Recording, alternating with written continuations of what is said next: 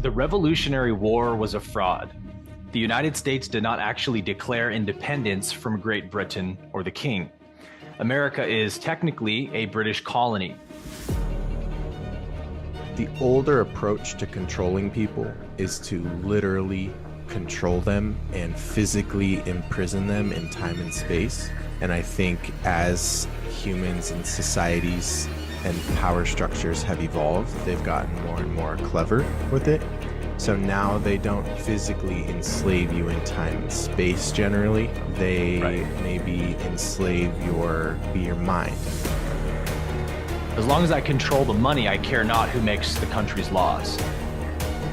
The WEF wants to be the next Rockefeller and Rothschilds, right? Klaus Schwab, he's going with a more vocal, obvious approach and agenda.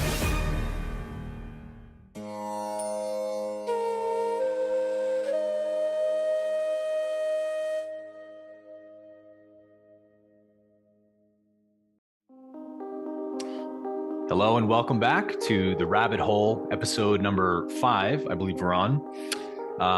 We hope that you are deeply offended and triggered by the title of this episode. That's obviously why you clicked on the video, right? No, actually, this is a title of a document that we're going to be reading through with you today. It's called, I think, 40 Important Facts Every U.S. Slave Should Know.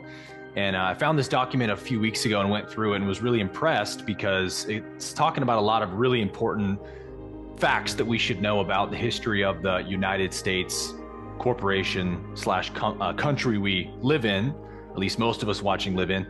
And these facts are corroborated with tons of references, which I really appreciated about this document. So I'm going to leave the link to this PDF in the description below. You guys can follow along with us. This document is 40 facts. We're just going to go through 20 of them. A lot of these we condensed into, one point because they're talking about the same subjects. But we're going to be doing 20 out of these here today. And if you want to do your own research, which we always recommend, you have a ton of resources on this document to fact check what we're going to be talking about today. And a lot of what we're going to be going through today is things we've already talked about in this series, but we're going to go a little deeper into them and look at some of the historical facts and documents that corroborate these understandings. So I guess we'll just go ahead and jump in, and I'll also, talk about the elephant in the room, which is that I had to up my quality game to keep up with Jeremy. So now we're both rocking with 4K cameras and actual microphones. So hopefully you appreciate the increase in quality today as well. Beautiful. Yeah, we're trying to put out some real solid master classes for you guys. So we know that not everyone can sit and focus for 2 hours straight. So we're trying to make it as entertaining and enjoyable on the eyes and ears as possible. Mm-hmm. So let's get into the first fact. So it says the Revolutionary War was a fraud. The United States did not actually declare independence from Great Britain or the King. America is technically a British colony. The United States is a corporation, not a landmass. We've definitely talked about that. But this says that it existed before the Revolutionary War. And then it gives you the reference there. And then finally, the British troops didn't even leave America until 1796, well after most of our founding documents were created and ratified, right? The King of England financed both sides of the Revolutionary War. So a lot of history here, but talking about America's sort of the illusion of independence from Great Britain that America claims that it has actually isn't quite what our history books have told us, in that, and I've heard this before, Jeremy, I'm curious to hear your thoughts. The King of England funded both sides of the war, which big power structures in the world almost always do this, right? Usually it's the banks. Yeah. Sometimes it's countries or nation states. There was a good example of this recently with the Disney World story in Florida. I don't know if you saw this story, Jeremy, but basically Ron DeSantis tried to take away Disney World's rights of self-governance since they're pushing all the child grooming stuff lately. And Disney World came back and was like, not so fast. We only answer to the crown. And this is just almost hilarious if you know what's going on, because they would never, ever admit this unless they were forced to in a situation like this. But they basically admitted, like, you don't have jurisdiction over us because we're owned by Britain. So for those of you who are like confused by this, apparently the land that Disney World is on is owned by the crown. And so since like 1960, Disney World has basically been a tax-free sovereign district, exempt from taxes and anything to do with federal statutes. And they basically claim to just be like an apolitical charity. Disney does a lot of charity work so that they can be tax exempt. Then they started pushing all this woke stuff. And so Ron DeSantis was like, all right, guys, you want to get involved in politics? Then let's do politics. We're going to take away your tax exempt status in Florida. But then Disney World came back and pulled out this clause from the British Bill of Rights, which is a royal clause that dates back to like 1692. And it says that essentially Britain has sovereignty over any territory of the crown until the last descendant of King Charles III has passed. And that's the clause Disney World used to keep their tax exempt status in Florida. And if you know anything about history, then you know that this clause comes from the Magna Carta, which is like the English Bill of Rights. So most people reading this article are probably like, wait, how is Disney avoiding federal tax codes by using an English Bill of Rights clause? But that's because Disney World is technically a territory of the crown, just like Washington, D.C., actually. Most of you know that Washington, D.C. is not actually a state, but a territory, aka a British colony. So, do with that what you will. But this is important for us to know that actually what we tried to escape in England, that whole system of sort of the feudal system of law that they were enslaving everyone under, America was an attempt to escape that and create a truly free country. And so what a lot of, alternative independent historians say is that England could have easily stopped this from happening, but they essentially were like, well, let's just give them the illusion of what they want. And technically we'll still control them and we'll still create the same law structure in that country as we have here. And we'll just call it Admiralty Maritime Law, but it's all the same rule set, right? So curious to hear your thoughts about that, Jeremy. Yeah, I think we got damn close, but ultimately it kind of reminds me of the situation when they finally repealed slavery in the States, right? Right. It's like, yeah, it granted some of us the illusion of freedom, but it just got swapped out for the 14th Amendment. So slavery was no longer like chains on your wrists. Mm-hmm. It became a birth certificate. It became a social. It became paying income taxes, which didn't exist before. It became some of these aspects. I think this is very much so a similar situation. The older approach to controlling people is to literally control them and physically imprison them in time and space. And I think as humans and societies and power structures have evolved, they've gotten more and more clever with it. So now they don't physically enslave you in time and space generally. They maybe enslave your mind. They enslave the data and knowledge that you have access to. No matter how much you seem to make and the pay raises you get year in, year out, it never seems to accumulate and make much of a difference in your life financially. Seems like for every dollar you save, you check on it a little bit later and now it's 50 cents. Where did it go? So I think they just have become a lot more strategic and intelligent, calculated in the ways that they go about these things. And the US declaring its kind of independence was really no different.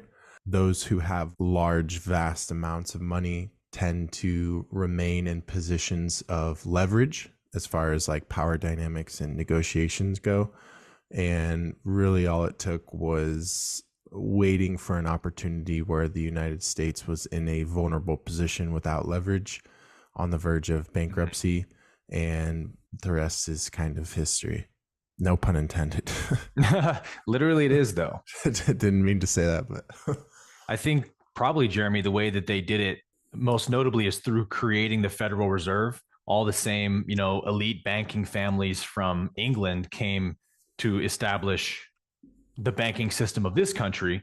And sort of like that famous quote from one of the Rothschilds, like Benjamin Rothschild or whoever it was that was alive back then, said, As long as I control the money, I care not who makes the country's laws, because money is what really makes the country go round.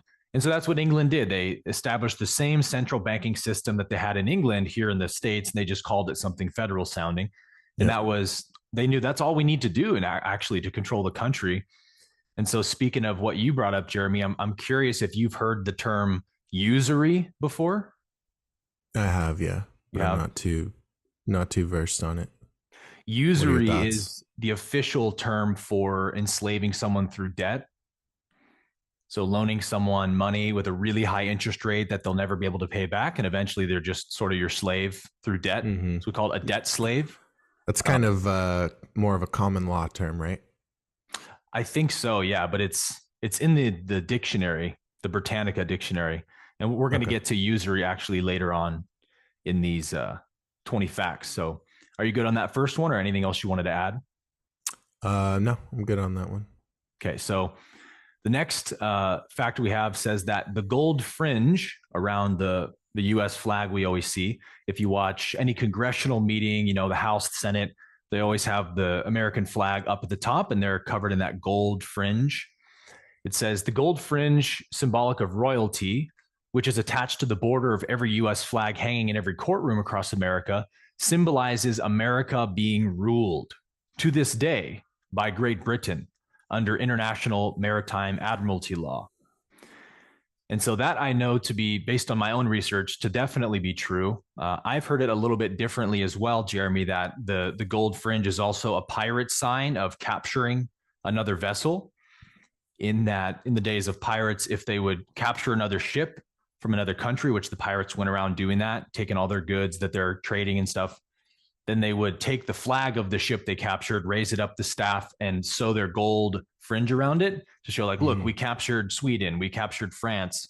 And so the gold fringe is a symbol of you are owned by someone or something else. You've been captured. And so this is saying that Great Britain is the pirate that captured our ship, so to speak, and is symbolizing that with that gold fringe. Yeah, as far as the flags go, that's a very interesting rabbit hole to go down.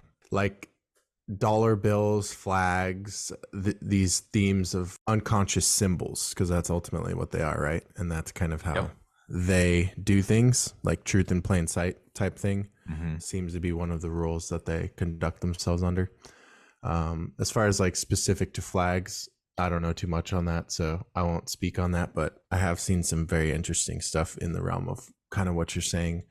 I'll just say that I don't think that the stuff on our flags means what we think. Like, for example, I've For seen sure. stuff about the stripes on it, Yeah. the stars. We're told it means one thing. I believe it may mean something else. And that's very true of like our currency and stuff like that.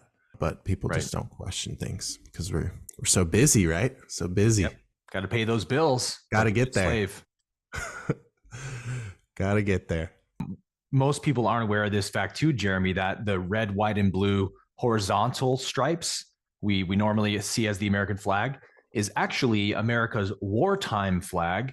Mm-hmm. And there is a peacetime flag, which is the colors are inverted. I believe we'll put it up on the screen for you guys to see now. This is the peacetime flag that America originally flew for. I think it's like the first 11 years or something since it was established, and then got into a war right away. And it's been the war flag ever since. And we know that wartime is a convenient way to control your population, kind of like emergency orders. Now we have this valid excuse to break the rules and to violate your rights because it's wartime or it's emergency time. So one of the strategies of the power structure of the government is to always keep an emergency or a war going so that they can basically trample all over their citizens' rights. That's very important to note. Yeah, if any of you have ever noticed, it seems that right when we finally stop involving ourselves in one war, within a month or two, the media is covering this new threat, whatever it may be. It's because peace and prosperity isn't profitable.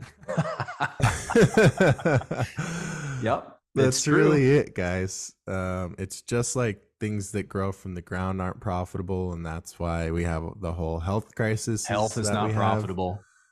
Same type of thing. peace, prosperity, and order, it's not profitable. You being in fear is profitable. As we talked about in some of our past episodes where we broke down the systems in every which way, these systems aren't flawed. They're actually structured very intelligently to incentivize this stuff never changing. Yeah. Because as long as wars are profitable and we live in a profit-driven society, there is an incentive there to go to war. So I think it's like naive for us to just be like world peace and come together. And it's like, well, if the very like frameworks of these systems reward for a select few things, our best chance at modifying the behavior would be to change the incentives. Right. Great point. But that's not a conversation I ever hear. So that's my 2 cents on the conversation. Yeah, that's not something that the governments and the banks are going to do. It's something we got to do. We got to make them do it essentially by standing together. When we talk, we're going to talk a lot more about this in a few more facts down from here. But I think a really great way to understand how the banks act in the world, how the central banking system acts. We know they fund both sides of every war because war is like the biggest profit machine that they have. So they're always trying to instigate wars and profit from them. And so we know that the things that typically start wars, like, for example, seeing a Chinese spy balloon floating over your nuclear site and not shooting it down, and then the whole country gets upset. How dare China do that? It's like it's all theater. They're trying to stoke the flames of war so that our country wants to go to war, and we at least approve of it, or we don't resist it too much. And the big banks are just like dog fighters that are you put two dogs in a pen and you agitate them and poke them and then they fight each other. That's how banks treat countries. They'll start shit between different nation states, right, and try to get them agitated at each other by paying off both sides to do this or that. And before you know it, there's a war, and then they're funding both sides of the war and making money off it, just like dog fighters make money off of their dogs fighting one another. To me, that's a kind of a good way to understand how the banking system really works. It's purely for profit, like Jeremy said. So they're going to want to start as much war as possible, create as much conflict as possible. And they do that because they have infinite wealth at their disposal to do that. So I think, when we understand the way the game is played at the top level, we can finally, with that awareness, start making positive changes in the opposite direction. And it's like when you see that we've always been at war since the beginning of our country's inception, and we've always been under an emergency. I think it's what, Jeremy, like 32 emergency acts that are still currently active. I don't know the exact number, but it's up there. It's a lot of emergencies. What are the odds, Jeremy? What do you think the odds are in 200 plus years of a country's history that they would never experience a moment without an emergency and a war? Sounds intentional to me. Probably not very statistically probable. So, right. What does that tell you, right? Yeah. Yeah. And while we're on this conversation of incentives that I kind of brought up, another good example outside of war is if we understand the first principles that I laid out regarding, like, if you want behavior to actually change, it has to be incentivized. First, let me give an example before I make my point. So this is just like how, if you study like power dynamics or how to influence or control people, this is just like 101. So incentives need to align with the desired behavior. So How many of you have ever asked yourself, why do I get tax write-offs for starting a business or for having a kid or for buying a house? Good question. Or why is my credit score higher when I'm in debt and have more lines of debt open, but as soon as I pay off the debt, my credit score actually goes down? I literally just talked about that the other day with some people. Yeah. This is a question of incentives. Yeah. They're showing you the desired behavior they want you to have. They want you to buy a house because that's debt. And then, as far as your FICO, you pay off your student loans, you think, yay, my credit score is going to spike, or you pay off your car. No, it's going to go down. They want you in debt. So this is a conversation of incentives. And another massive one is, we know that inflation is the number one kind of stealer of wealth over time. And it's pretty sinister because, like, how many people are very versed in like macroeconomics, Aaron? Like, Your average person knows the word inflation, uses the word inflation, but really just because everyone talks about it and the media keeps saying it, but they don't really understand. They don't have historical reference. We're never taught. They're not aware that in 1913, a dollar is now worth 32. And so we've seen 32 times over loss in our buying power since the creation of the Fed. So you have to ask yourself, in what economic climates do banks prosper the most? Well, what does a bank do? A bank loans money largely, right? We have a system called fractional reserve banking. So for every dollar you put in, they can loan 10 to 1. And so they'll pay you 0.025% a year on your dollar, and they'll loan out that $10 and make 10, 12% upwards sometimes. And they don't even hold to that rule, right? Correct. And that's just how that works, rinse, repeat. It's a game of leverage. Yeah. So the way that the banks work is the central bank is at the top. So we got the IMF, then it comes down to the Fed, then it goes down to the big banks, then it goes down to the regional banks and local banks. The Fed and the IMF are what set the Fed funds rate and what set the federal interest rate. And that interest rate is what the banks are allowed to charge for their loans. I want you to think mortgages, car, auto loans, all those things are constantly fluctuating, right? Of course, there's fixed credit lines, but a lot of them are variable, what's referred to as variable, that fluctuate with the economy. In what condition are banks going to make more revenue, Aaron, and more profit? When the Fed has the money printer on and interest rates are 0%, or when we're in an inflationary climate and interest rates are 6%? They love those interest rates. Correct. So once again, we have a conflict of interest again, where people talk about, how are we going to fix inflation? How are we going to fight inflation? But who really runs the world? Bankers. Yeah. Largely. Banking families, at least, cartels, however you want to refer to them. And they benefit just as much from inflationary climates as they do from war. So I just wanted to give different examples because I think it's an important ability to be able to understand that incentives drive behavior. And I just think we're being extremely naive if we don't talk about incentive structures in place and have conversations around those rather than like fighting the system or whatever. Yeah. Those are the details people really need to become aware of if they want to be able to make positive change truly. Because we can protest all we want, but until we start making actual functional changes in our systems, it's just going to be the same hamster wheel. Facts. So let's go to 4 now, which says that if you are of legal age and retain legal counsel in your defense, you are automatically assumed by the court to be mentally incompetent and can therefore be remanded indefinitely to any mental institution of the court's choosing. I'm going to stop there and say I have researched this to be true as well, in that a lot of times you'll see if you actually know your rights, if you stand on your identity as a common law, living man or woman, and you speak from that place, they'll tell you need to get a psych eval, and they'll assign you a psychiatrist to evaluate your mental health. So they're trying to make you look crazy if you're talking about real law and you're not operating in their maritime law system.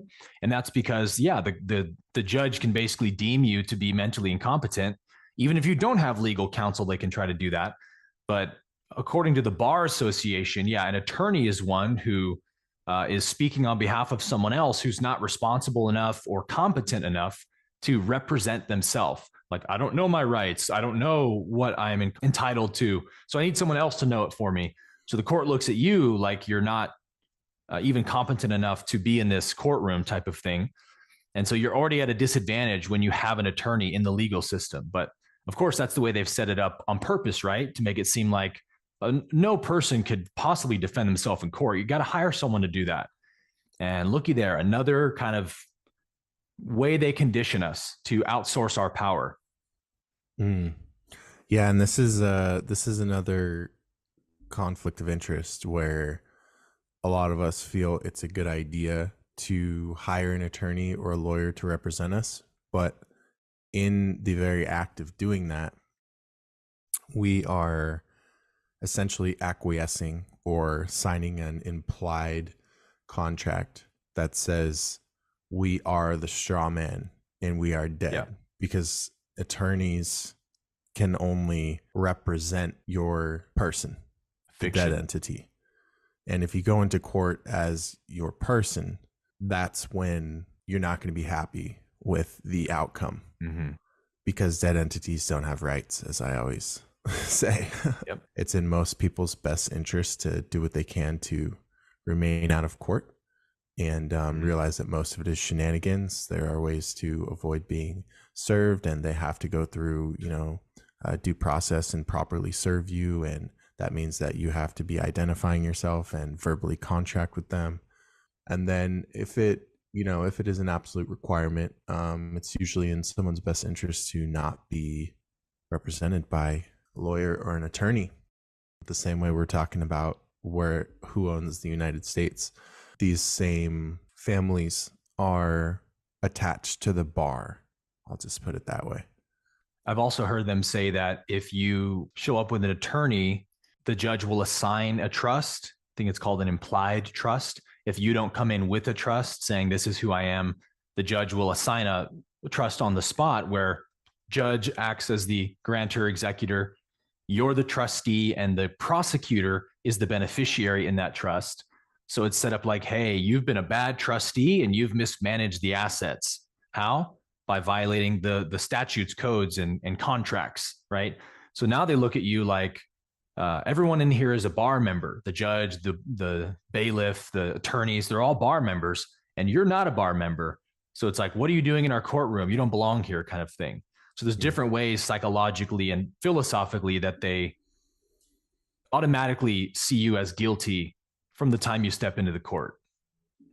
So the next part of this says you cannot use the US Constitution to defend yourself because you are not a party to it.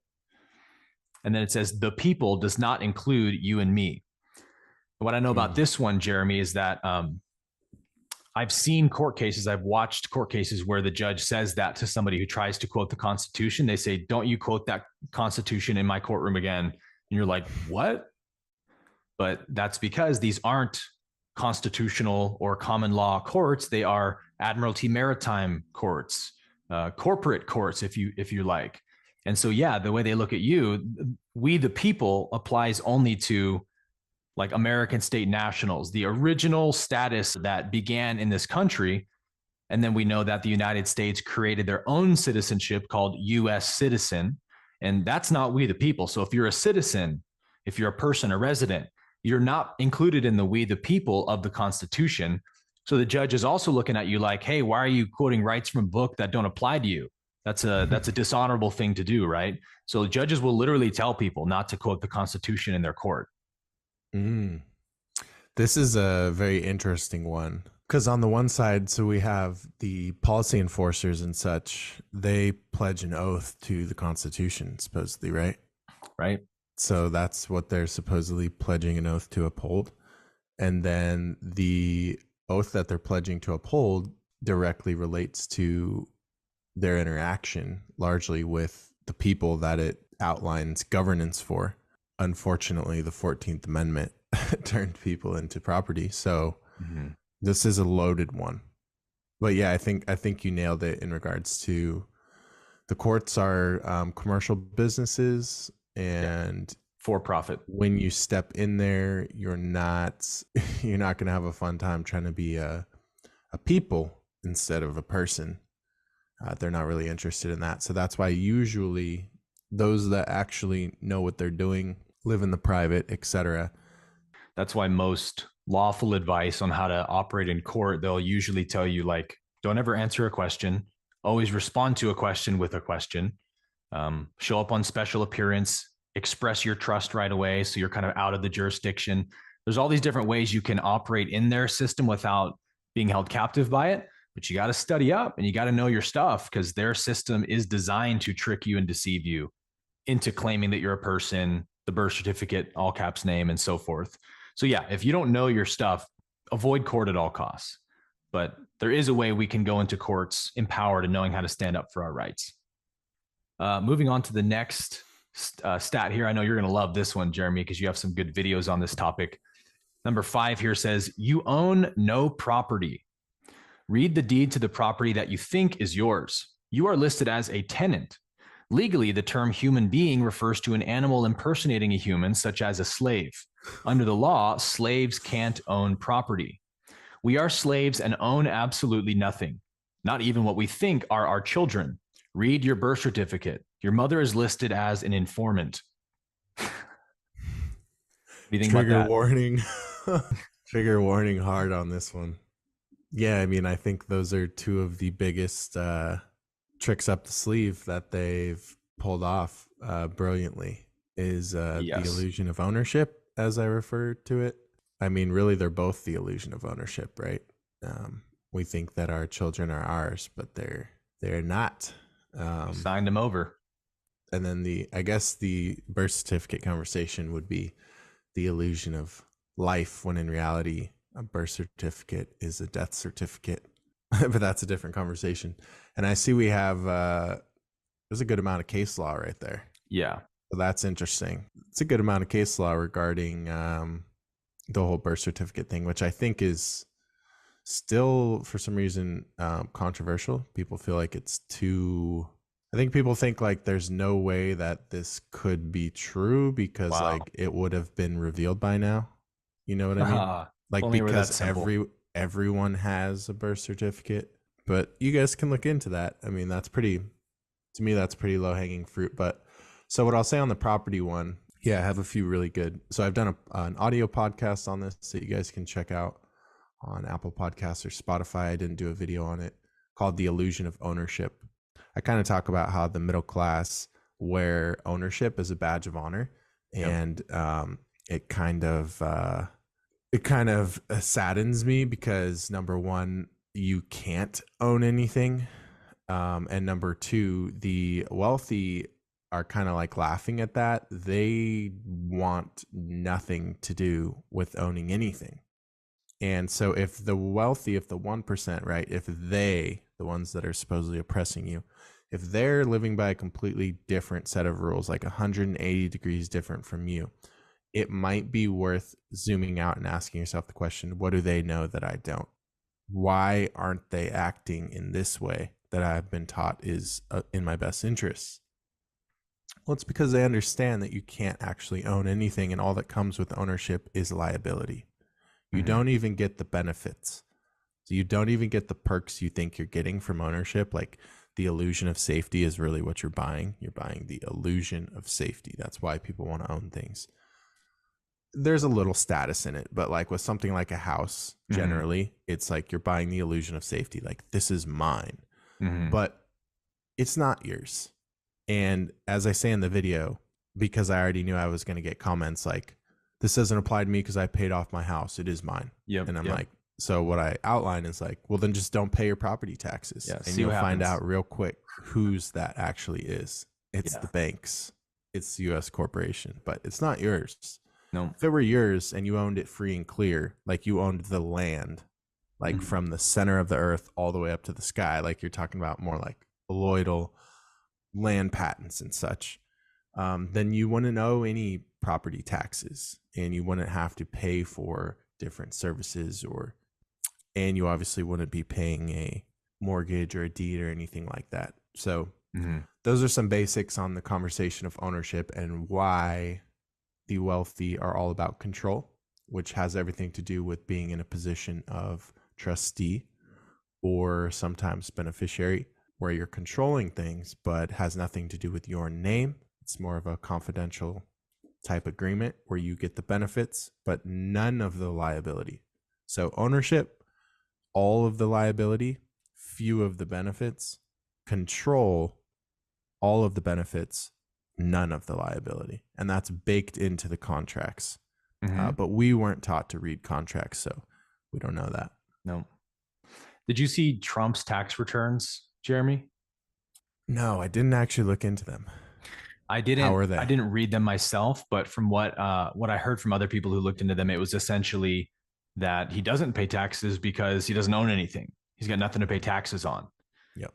Which is how they all do it, and that's why they don't want wealthy people who play the game that way to have their taxes be released, because it's like, Mhm. oh, we're going to let the secret out of how these wealthy people don't ever pay taxes Yeah, because they yeah, don't yeah. own anything.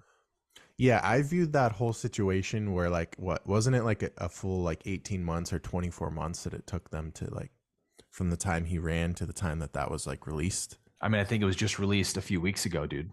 Okay, so yeah, so like Years. years, right? And then I viewed that as like Trump was willing to call the system's bluff because he knows how it works. So Yep. there would be situations where the media or his what do you even call the person the person running against him, um, whatever you want to call that, Opponent. yeah, but it's like fake, so I didn't know what to call it. But um, there would be situations where like they would try to put him on the spot because he would bother them so much and they didn't want him to win so much that they would kind of reach for that low hanging fruit. And in my opinion, his response is kind of like, I dare you to like look into that. Like, you Mhm. know what you're doing and you know that this will be a losing proposition, if anything, like because he knows how to play the game. But all that's going to do is it's going to show millions of people how the game is played. And that's a bigger threat to them than like the potential threat that they're trying to make of him. So, Mhm. yeah, I mean, I use Trump a lot as an example, not because I vote or anything like that, more so because as a businessman, he knows what he's doing. Like I usually explain, Mhm. I believe he's been bankrupt 7 times and actually grows his wealth Yep. via that. So that's worth Yep. That's asking another questions. trick. How is that possible? And then, yeah, the tax piece. And like, I think he was involved in the Panama Papers as well. So it's like, yeah, the stuff's out there. And Mhm. as I'm always talking about in regards to my brand, like you can either get mad at the system and how the game is played, or you can learn the rules. Mhm. Because the game isn't going to change because it's Right. predicated on human nature, which is a lot of what we talked about before. So Yeah. Like I my said stance before, on that, if they're playing chess against us and we just keep playing checkers, we're just going to keep losing. So we might as well learn how to play chess. pretty much. Yep. Yeah. And from this perspective of ownership, it's simple, right? Like, how can you own anything if you're a legal fiction? And the system only sees you as a legal fiction, right? So whatever you think you own, a fiction can't actually own anything. So really, they own it, and they're just letting you be the trustee that's managing the asset, whether it's a home, a car, doesn't matter, any loan. And Mm-hmm. then if you miss a payment, if whatever, you're going to get thrown into court, and they're going to say you've been a bad trustee. And Yep. meanwhile, you're like, I'm the owner. What do you mean? It's my stuff.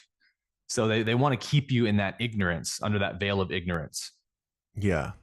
Yeah. Basically, everything like the deeper you go into trust law, like life is trust law. Like life Yeah. in the 3D is like everything is about trust. And we didn't really get into that because I don't want to like go We're over going to get people's into heads trust probably in our with next some of one. that.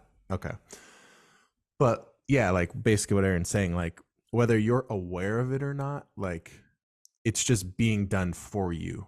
But everything is about trust. So you're Yeah. thinking you own something as your person in your name as a human being. But really, all that's happening is like you're still a dead entity. That dead entity is a corporation, which has an EIN called a social.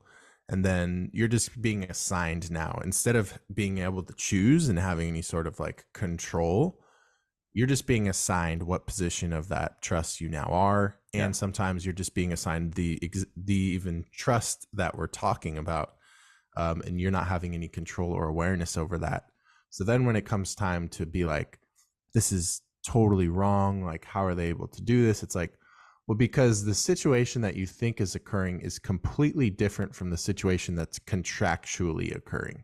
Right. Like that's probably the easiest way to put it. Like Yeah. all that the United States and that the new world cares about is contracts.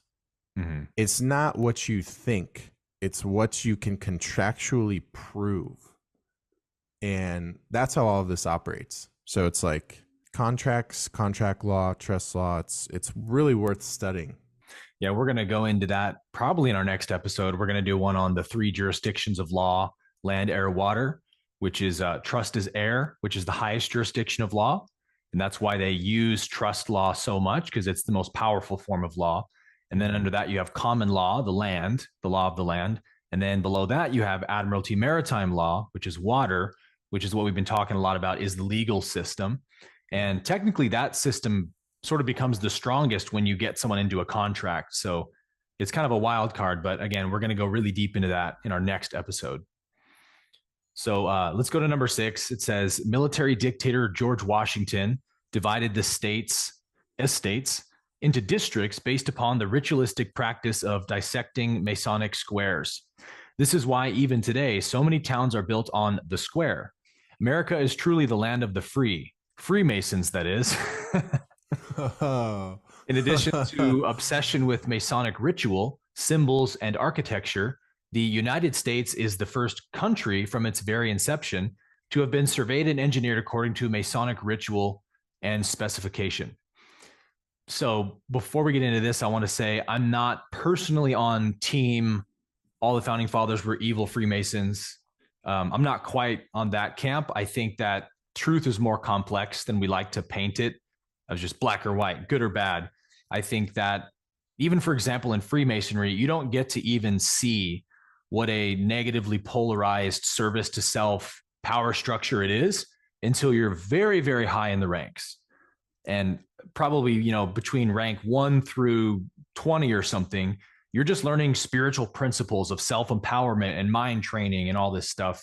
You don't really get into the deception and controlling others and creating mental slaves and stuff until the very, very, very highest levels of Freemasonry. And so people can be in Freemasonry and just think they're a part of a great spiritual group, that's teaching self-empowerment and stuff. And that's how they coax people into, Freemasonry to begin with. Almost nobody would join Freemasonry if they knew what the end goal of it was, which is to become a world dominator, enslave everyone. Nobody would join it if they knew that's what it was from the outset. So it presents itself like a helpful spiritual, gentleman's club where we all learn self-empowerment things.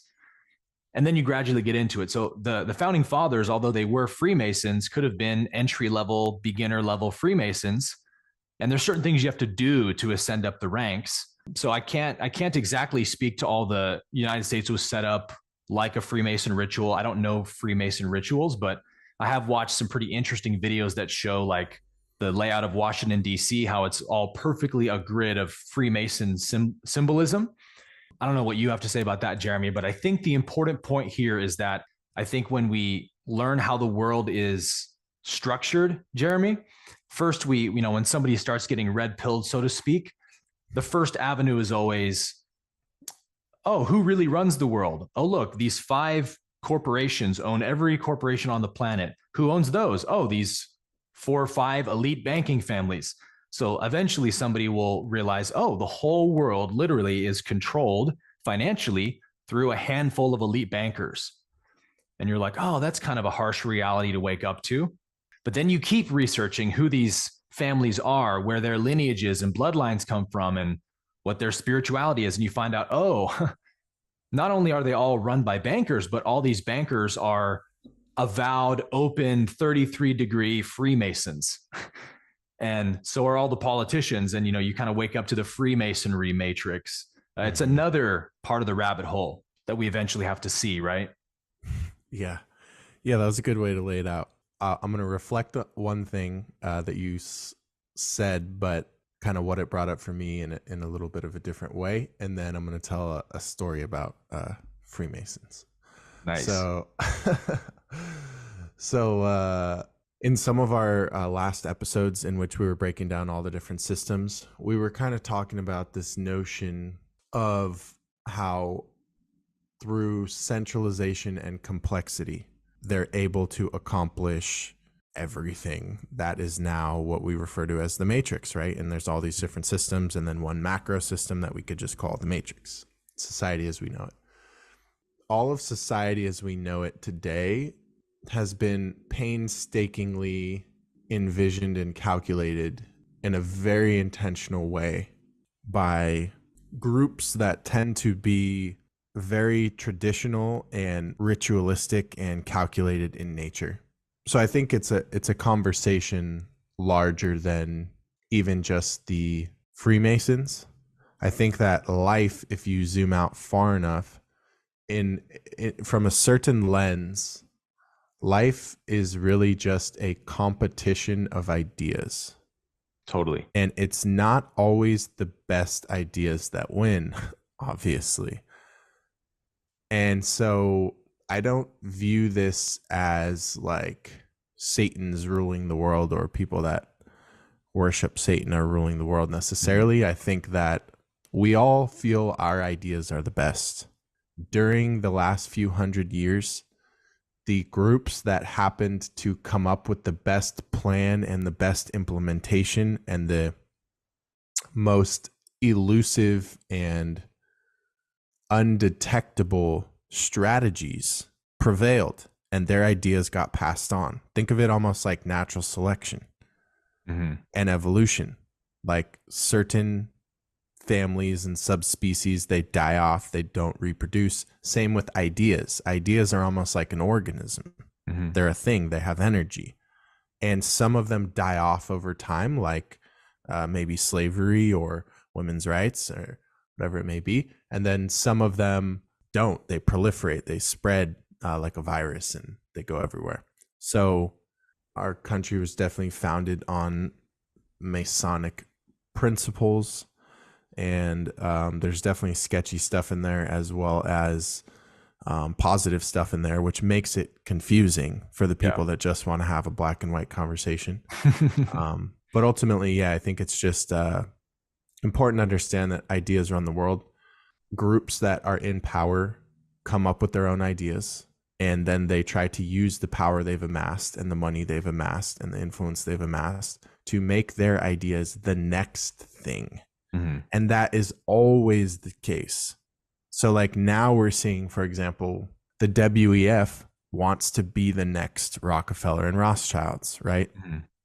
Klaus Schwab wants to be the new, for the next few hundred years, creator of it. And he's going with the more vocal, obvious approach and agenda.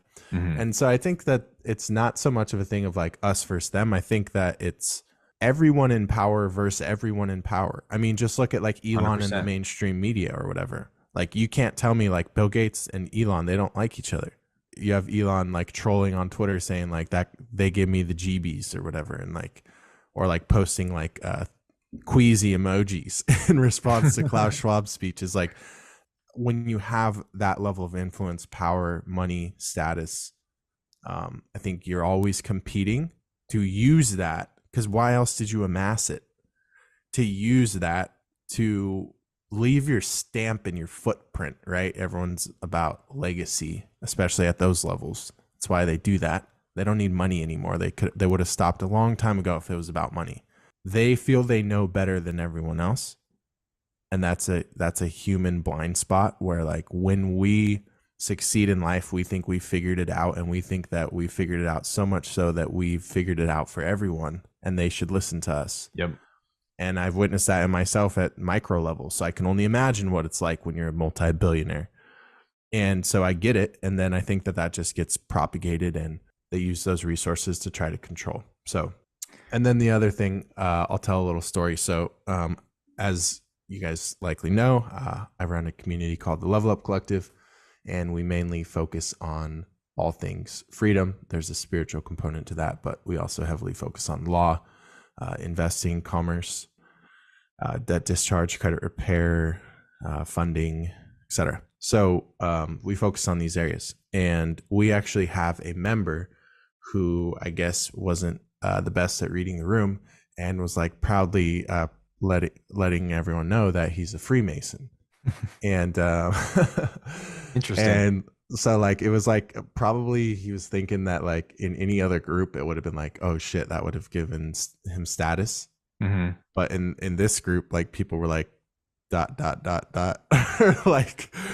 like what, are you serious? Like, you know, people were a little sketched out. Like it was funny to see.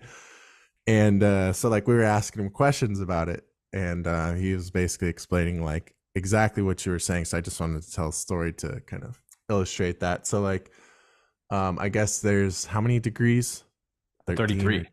33. Okay, so there's 33 degrees. So basically, like exactly like you said. So he's almost to the top of it, but the difference from almost to the top of it to the 33rd is like everything. Yeah. Like he said that it's just like simple like tasks and like positive things, like kindness or like giving related service related stuff that like gets you like ranking up. Hmm. And then like it just gave me a lot of perspective because like he thought that it was a good thing. Right. Like, Yeah. and he feels that it's a good thing. um and it goes to show like they know nothing at the lower ranks, and like all it was like it was even like they read the Bible. So it was interesting that like that's how it is, but then there's like a completely different thing going on that like your average person is never going to get invited into. Hmm. So yeah, I don't know. That just gave me some interesting perspective of like, are there like two completely separate groups of this? Also, another like psyop theory could be that like maybe the group isn't Freemasonry at all. That's like what they've given people as like the black sheep, because people need something to destroy and Hmm. sacrifice, right? Well, it could also be the kind of thing like denominations in churches Mm. where like there's a big difference between like traditional Catholicism as we know it here in the United States and like Vatican Catholicism Yeah, where it's really all just a disguise. It's a kind of, I think, Jesuit cult or something, a Freemason cult posing as a Catholic church with this whole crazy power structure. So it's a that good doesn't mean that point. all Catholicism is that. It could be Yeah. that way with Freemasonry too, where there is like a good brand of Freemasonry where you just learn how to do positive things or whatever. And then there's like a corrupted version of Freemasonry that the elites only play by. And unless you're a politician, somebody with power, somebody with status in the world, guess what? You're not going to get invited to that Freemason party, anyways. So there might be multiple different classes of Freemasonry going on that we're not aware of. Hmm. Just a thought. So let's go to 7 now, which says the I have a causes question for behind. you, actually. Sorry to Yeah, go ahead. interrupt you. I think it will be worthwhile because Go I for it. want. This is more of a selfish question that I want to ask you. What are your personal thoughts on what do people gain from worshiping darkness and participating in satanic rituals, like as a lifestyle? Mm-hmm. We see how addictive it is. Like we just had the Grammys. Um, we saw a very open satanic worship ceremony by Sam Smith. Right. And then I think Lady Gaga had a younger girl throwing up all over her. I saw Just that. really weird fucking shit. And you figure, like, once again, to ground it back to reality, it's really easy to go, oh, I can't imagine. How could they? But it's like, that's you also. That's Also, you in an that's you. alternate universe. So Yeah, it's for real. like, don't play yourself. Like, So I'm always grounding myself back to that. And I'm just curious, like, obviously there's a strong benefit there, or they wouldn't do right, that. of course. So Well, what are your thoughts? it's the negative polarity of consciousness. So it has its own powers and effects, just like the positive polarity has its own. So yeah, it's like whenever we're talking about the positive, negative polarities in the world, the forces of light or darkness, as we've called them, there's no judgment involved in it. We're not saying that these are evil people. We don't believe in that stuff. This is just the path of conscious evolution that some beings on this planet have chosen because those beings want power over others, and that's their cup of tea. The vast majority of people on this planet are positively polarized and want to be positively polarized, which means service to others, which means we create a beautiful world that is united and works equally for everyone and doesn't incentivize massive power structures. If that's the world we want, we're on the positive polarity. And so it's just about saying yes to what we want and saying no to what we don't want. But with that being said, we're just trying to gain awareness of what the negative polarity is doing so that it doesn't keep taking advantage of us, because that's what they do. That's what they specialize in. And so I've seen, like certain videos about like Lady Gaga, for example, who you brought up, going through her own, I think it's some kind of Luciferian ritual where she literally hires or works for, or whatever, a Luciferian witch or whatever who puts people through these initiations. So The there's one this whose name is video. like Mariana or something, Yes. like with an Yeah. M, that hangs And out with Jay-Z a lot, I guess. yep, that's the one. And she does all the blood Yeah, parties or yeah, yeah. whatever. Mhm. So there's a video of like Lady Gaga doing this ritual where she's like naked in the woods, blindfolded, and has to find her way back to wherever and drink this potion and do all this satanic looking stuff. And they're like, wow, like she's so empowered. She did so strong today. And they're talking about it like she gained power today. So it's like that's what it is, right? The satanic stuff is Power. a means of gaining power for those people. They feel powerful as they increase up the ranks, and the higher up you go, Freemasonry on the darkest side of it, whatever that is essentially just a cover for Satanism, because it becomes the same thing at a certain level where they start talking about Lucifer, the morning star, the bringer of light and wisdom. And the wisdom is that you're the god of this realm and that you should control it and put it under your power. So satanic rituals are a means of increasing your power or your negative polarity. So eventually you're doing things like kill an animal and feel no remorse. Kill an animal and drink some of its blood and feel like you gain some of its life force energy. That's the kind of stuff they do, right? Which is where you Right. always see the blood rituals happening in satanic stuff. Damn. Okay. That makes a lot of sense. The polarity. I wanted to ask you specifically because of like what you teach on and what you're versed in. I knew you'd have a unique perspective there. Yeah. The law of one material makes so much sense out of the power dynamics in our world. It's really just two polarities kind of battling it out, so to speak, on the plane of consciousness. Yeah. Okay. Yeah. So power. It's a hell of a drug. Yep. Negative polarity is power, power over, and positive polarity is love or unity. We could say it that way. Beautiful. So number 7 here says the causes behind World War I, World War II, and the Depression were completely fraudulent. The United States was making loans to other countries all over the world during the Depression. In the early 1930s, the building of Germany's infrastructure, railroads, military, and funding for the Nazi Party was financed by the United States, including various other American corporations and private American investors, namely Prescott Bush, the grandfather of George W. Bush. So, interesting fact there about these things we call, again, emergencies, right? Like the Great Depression. If you know anything about banking, fractional reserve lending, the way currency works, you understand that these things are orchestrated events. Like just the simple fact that everybody wants to make money equally, everyone needs money equally.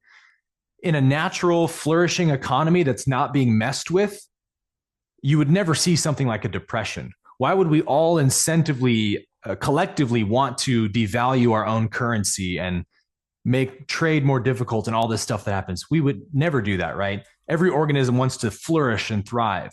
So the fact that we keep going through these massive economy crashes means that somebody at the top of the system is pulling levers and making things happen that will force these events to happen where the economy crashes, the banks swallow up all the money as everyone's paying off debt. They create these to make money like everything else, just like war, World War I, World War II. As we said earlier, banks act like dogfighters that antagonize countries to go into war with each other. So depending on how the power structure works, I'm not totally sure, but like the governor of a state, the leader of a country, a third world country, or a country like America may not necessarily know that banks are trying to cause a war to make profit.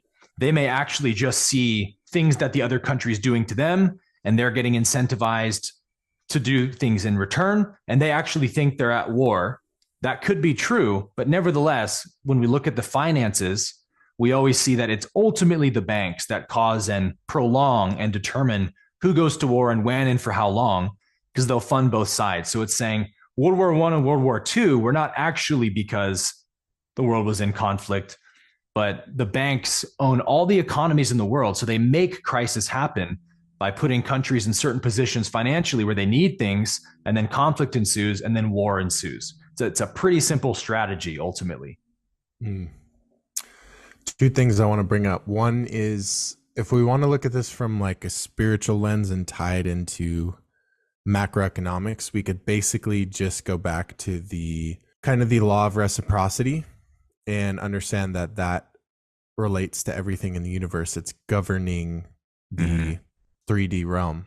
When you create a fiat currency and it's no longer pegged to anything, there's now an issue of reciprocity because there's not real value exchange occurring. Now you have a whole host of issues that come from creating fiat currencies in the first place. There's a reason why they typically only last about 100 years.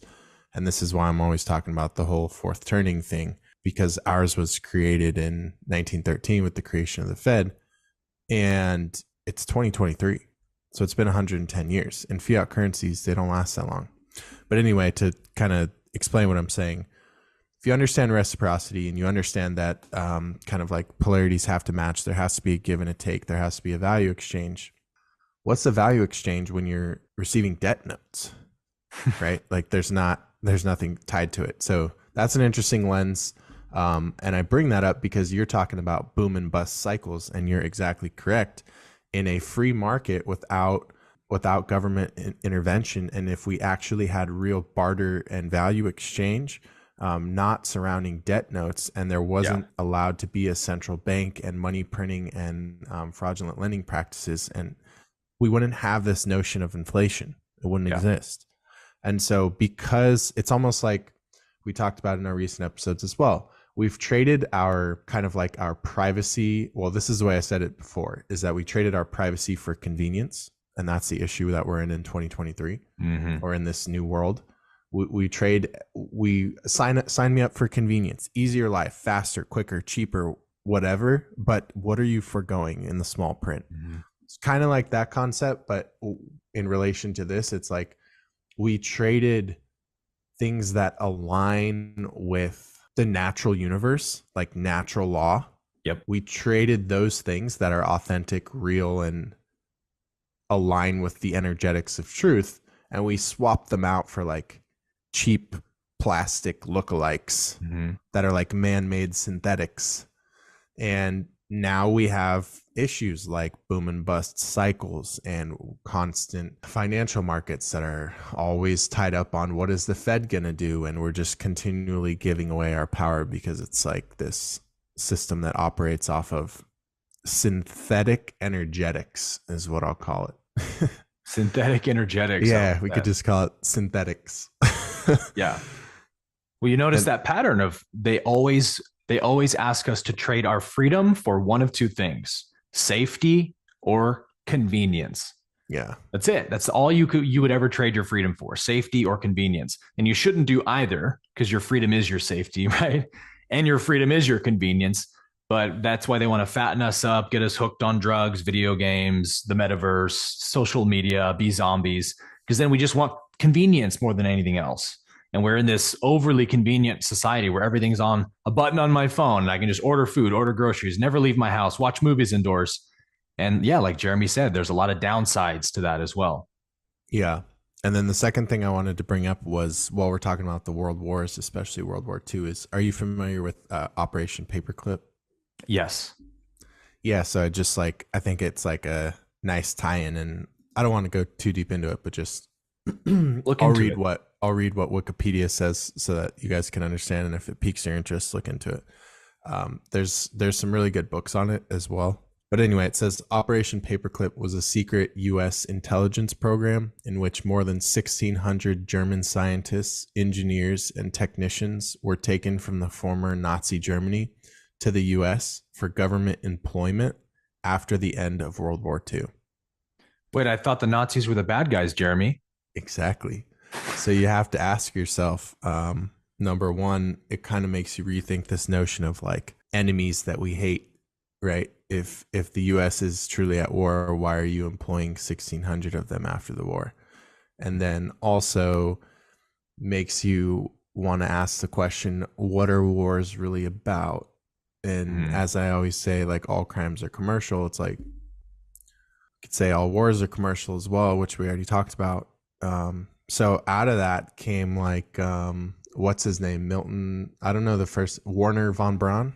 Yes. Yeah. And then that gets into the moon landing shit and all sorts of stuff that that I won't get into. It's out of my scope. I don't want to pontificate, but some good stuff you guys can look into, because they did bring over some of the most skilled engineers and scientists and physicists in the world.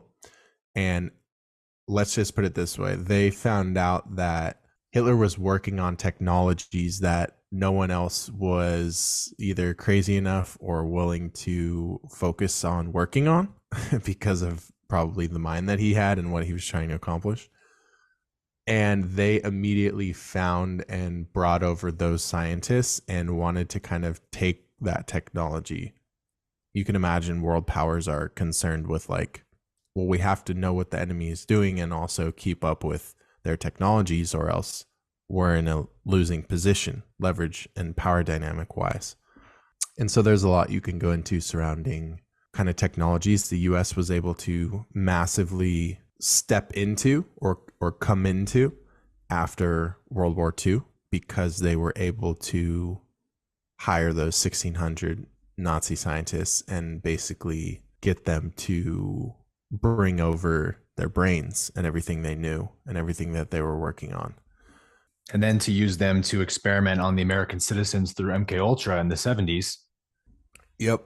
A lot went down after 1945 when we ended things, and then for the next few decades there was a lot of interesting stuff going down. Yeah, to put it lightly.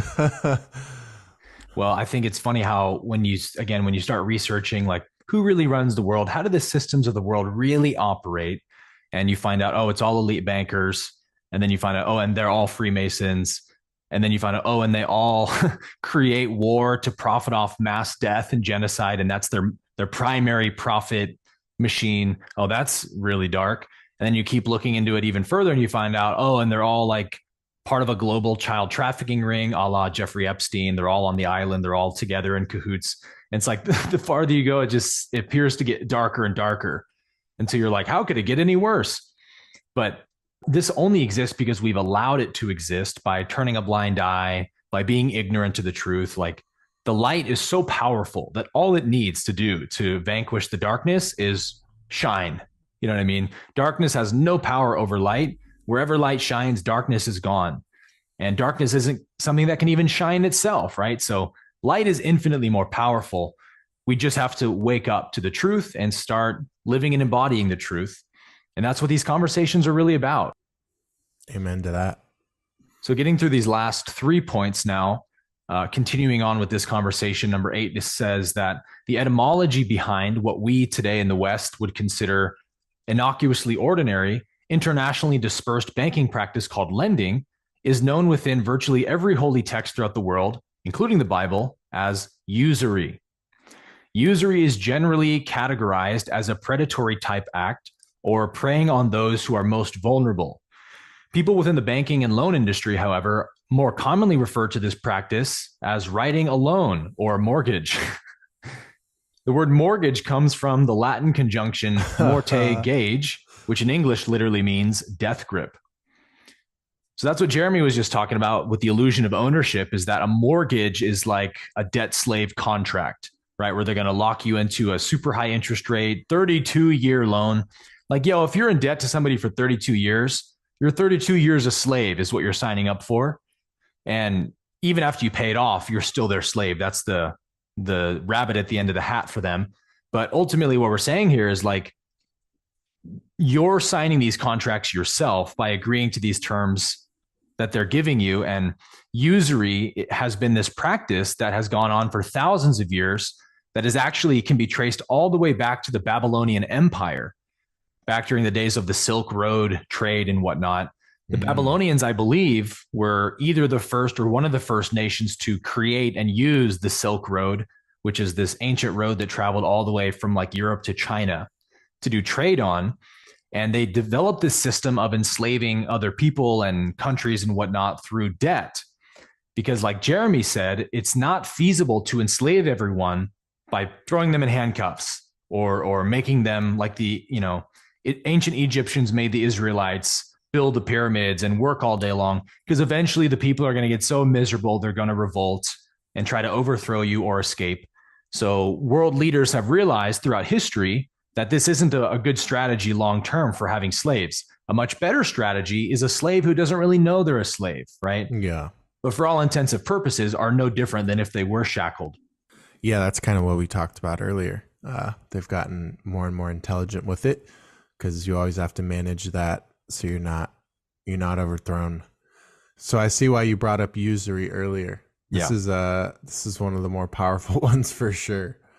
I think that the mortgage meaning death grip is quite hilarious.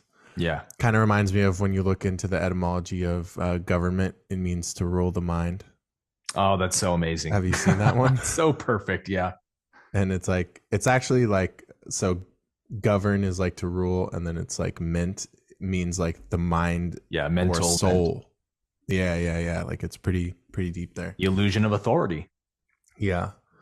Robert Kiyosaki, he has some good teachings. I don't know if you've ever dove into them, but that's the Rich Dad Poor Dad guy. Oh, yes. And I've read that book.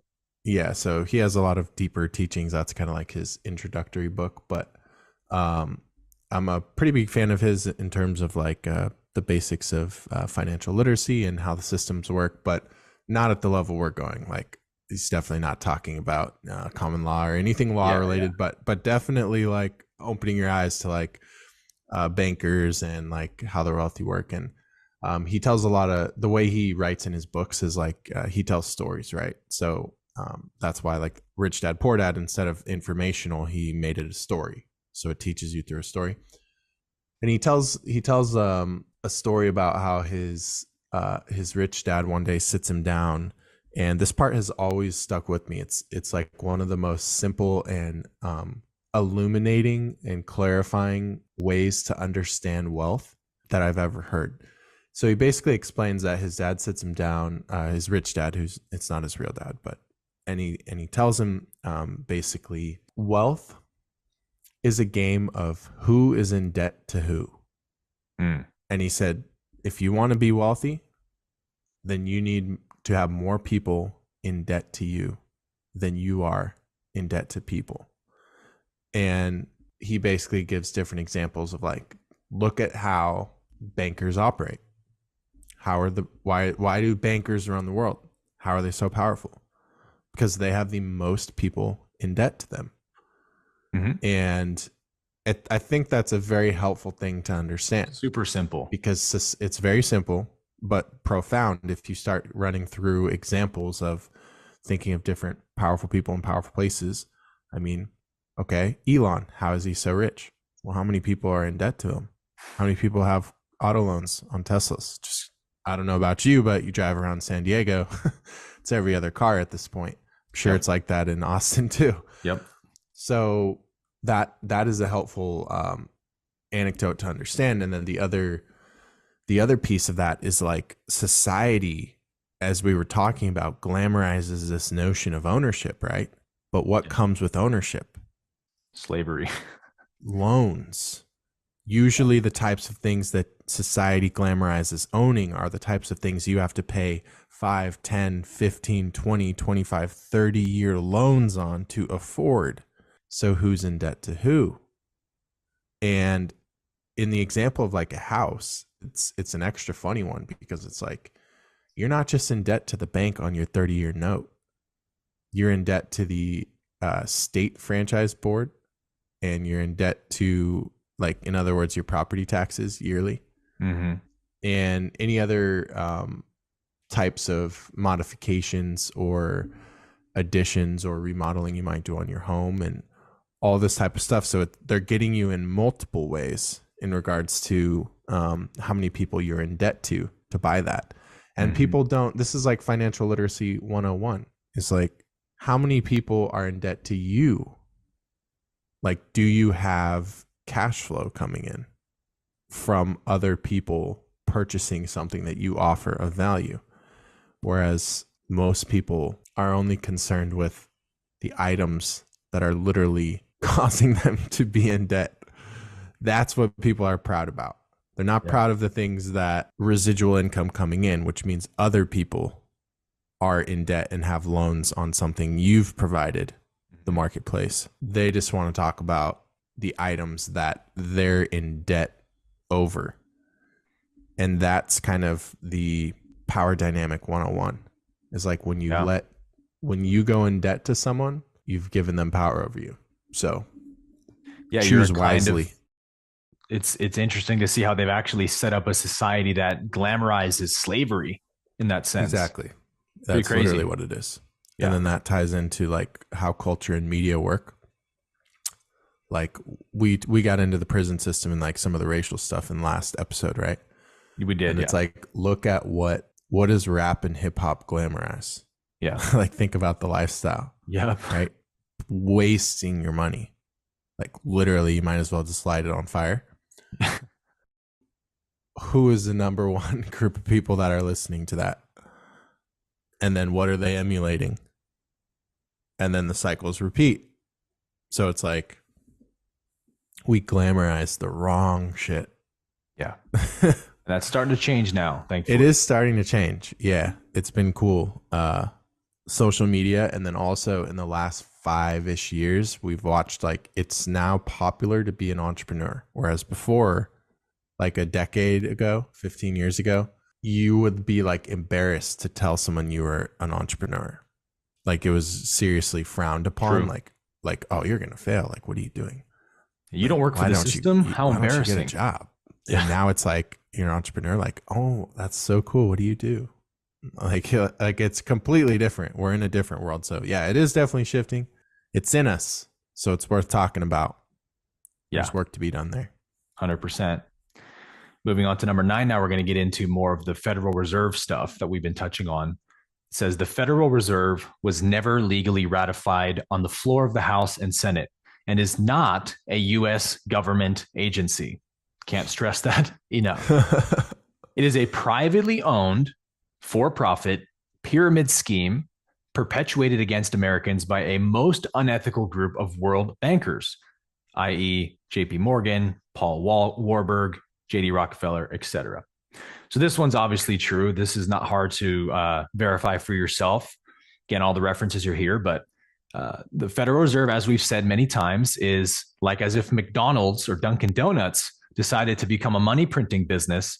And then the United States government was like, hey, let's hire Dunkin' Donuts to print all the money that our country uses. We would be like, no, are you out of your mind? You're not going to let a private company print our money. But that is what has happened because it was a cleverly named institution.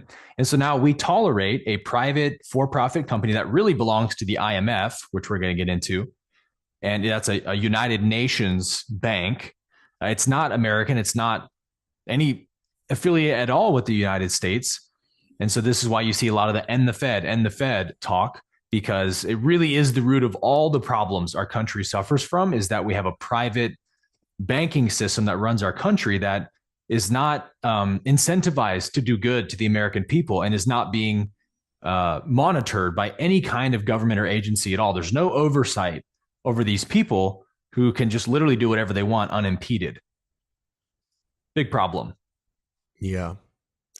So next part of this says the Internal Revenue Service isn't a U.S. government agency either, but an agency of the International Monetary Fund, aka the IMF.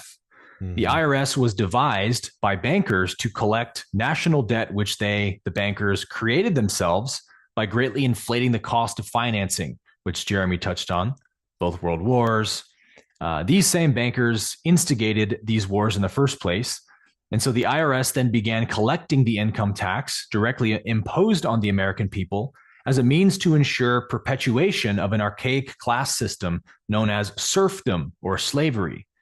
Now, this is what we talked about a minute ago too.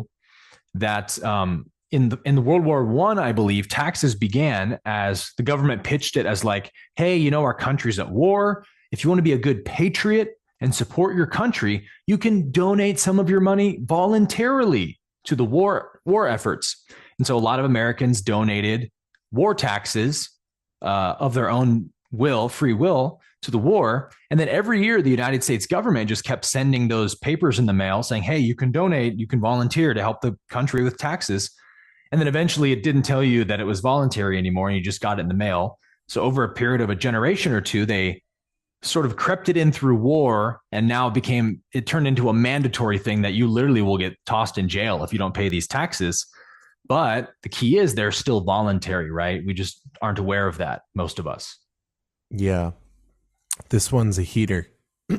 Yeah. So there's a good amount of case law for you guys here as well. So I would check into this one. Obviously, that's pretty loaded.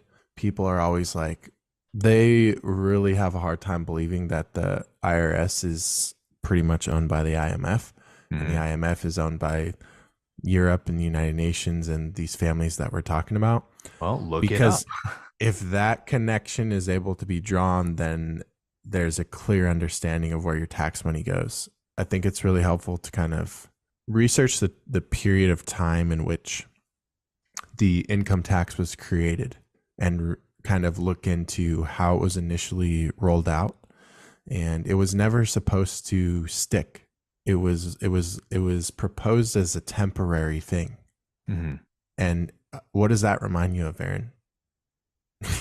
Emergency acts, wartime. Well, what was proposed as a temporary thing in the last few years? Oh, yes, for sure. Right? Stay inside for a month. Yeah, How'd that work out? 2 weeks to flatten the curve. Yeah. Do your part. So, and then we have the conversation around it brings up the Constitution and not being a legal tax. So that kind of ties into like, are we a constitutional nation? How are they able to go against the Constitution? And it's like, well, because they turn the people into not people. Yeah. So all of a sudden, that's kind of their gray area. Is like, if we can turn the people into persons, we can violate the very declarations, documents, and contracts that created them. Yes, that created all of this. So technically, it's not a violation, right? Yeah, and then they can also still say, "I pledge an oath to the Constitution," because it's like, well, you're not a people. So it's interesting how that all works out. Yeah, this is another great strategy to be aware of the negative polarity. This is the way that the negative polarity, one of the chief ways that it will try to take power over someone or you, is that they'll try to get you to give away some of your free will and power by any means necessary. So they'll do like a very temporary, can I just ask this one permission from you to just give up some of your rights for the greater good, for the good of all? I mean, you care about all, right? So they appeal to your virtue, they appeal to your empathy and say, it's to do the right thing that you should give up your rights to not be forced masked or vaccinated or whatever. And if they can get you to accept that, then they have you forever, because they're never going to, like I've heard the analogy that they take one step towards you and they keep taking a step towards you until you say, hey, stop it, you're getting too close to me. And they just say, oh, no problem. And they just stay there. And then after a few more hours, they take one more step. So like they're never backing up is the point. They're just always inching closer to you, taking more of your freedom. So once you give them some of your freedom, you ain't never getting it back unless you become truly empowered and just take it back yourself. They're never going to give it back to you of their own free will once they have it. Mm-hmm. Privileges. Right. That's what a privilege is. Getting to number 10 here, finishing up on the IRS thread. It says the 1040 tax form is quite literally a form of tribute paid to Britain. And that's an IRS publication 6209, which I looked up. The IMF is an agency of the United Nations. We know that. The United States has not had a real treasury since 1921. And the United States Treasury is now the IMF. And it's got all the references there. This is a good document. Would love to hear from the audience how much of this you guys are aware of. Do you disagree with certain things? Why? Curious how many people are in agreement or have researched. This is pretty all-encompassing. Yeah. I've found that when you get to the tax subject, it's especially a sore subject for a lot of people especially older people who've been paying taxes their whole life. It's one of those truths that you really don't want to accept because it hurts so much, that taxation is fraud and that it's not mandatory. It is voluntary and you've been duped into it. It's easier to fool a man than to convince a man that he has been fooled, because that really plays into the ego of man that you have been fooled, right? So it's not, to wake up to these truths should be only an empowering feeling. It should never be a humiliating, degrading, embarrassing, whatever kind of feeling. Because again, look, you didn't have a choice not to believe this stuff, not to participate in these systems. Like, it doesn't even matter how intelligent of a person you are. Social conditioning is everything, as we're born and raised into a world where we don't know anything when we come into this world, and we're taught by people we give authority to, parents, teachers, pastors, how the world works. And so, being innocent little children we just believe what we're taught, and we're a cog in the system for a while. The fact that you're waking up to this information now is a testament to how intelligent and self-aware you are, that you're even interested in this kind of stuff, that you're seeing it, and you're willing to actually make these changes in your life and in your awareness. That's what speaks to who you really are. So when you wake up to this stuff, again, it should only make you feel more empowered. Agreed. So we're going to wrap it up there for the first part of this 2-part episode on the 20 facts of the United States. We're going to do episode 2 next week. We'll get through facts 11 through 20, and cool. Going to get a lot deeper into some of the policy enforcing Social Security stuff we've touched on. So anything else you want to add before we close out? So make sure to tune in next week on my channel. This week's is broadcasting on Aaron's channel. Like we said, we're doing the flip-flop every other week. So we will see you guys in our next episode. We hope you found today valuable. Let us know in the comments what your biggest takeaways were, or if you have any questions, concerns, or you want to let us know how wrong we are there. That's always welcome as well. And we'll see you in the next episode. Peace and love. Thanks for watching. Peace and love.